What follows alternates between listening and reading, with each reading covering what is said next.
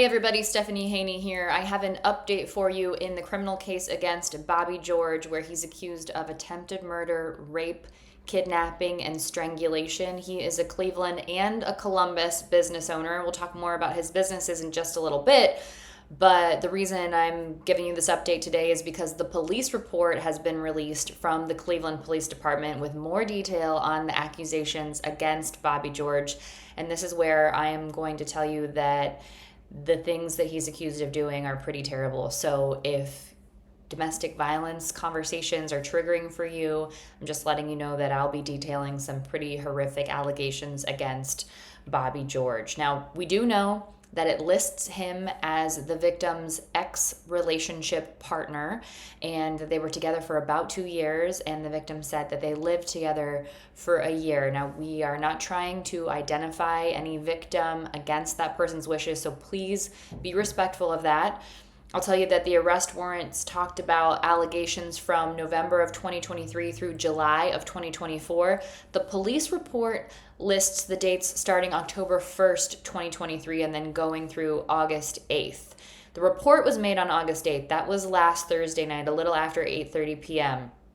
Now, the report does say that the victim is not sure of the exact dates, but does remember the attacks. Now, this part from the police report is completely new information. The report says that the victim believes that Bobby George put a tracker on her phone and her car, and that she also saw photos of her parents' home on his cell phone.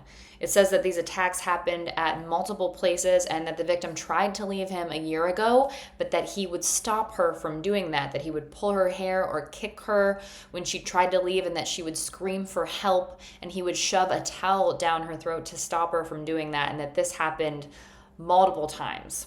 Now, in the arrest warrant, we saw that allegation that Bobby George held a gun to her stomach once when she tried to leave, when she was in her car, and then escorted her back into the home with that gun. Well, the police report says that he told her while he was doing it that the gun was loaded. There was also an attack that was listed in the arrest warrant where the victim described Bobby George banging her head into a table until the point that her ears were bleeding. Well, the police report says that she was actually hospitalized because of that attack, and that it was in October, and that Bobby George paid for that hospital treatment. The report says that the victim has evidence of Bobby George admitting to these attacks. I can tell you now that he has posted bond, had to put up a 10% bond for that $200,000 bond, so that's $20,000.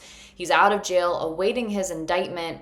His lawyer says that these allegations are not true. Now, let's get back to his businesses, because there's been a lot of conversations about the businesses that Bobby George owns. I mentioned before he owns a lot of bars and restaurants in Cleveland. Those include TownHall, Rebel, and Barley House. Also Live the Wellness Space and the Green Goat Cafe Bar, that's in Cleveland. But a lot of people pointed out that he also owns several businesses in the Columbus area.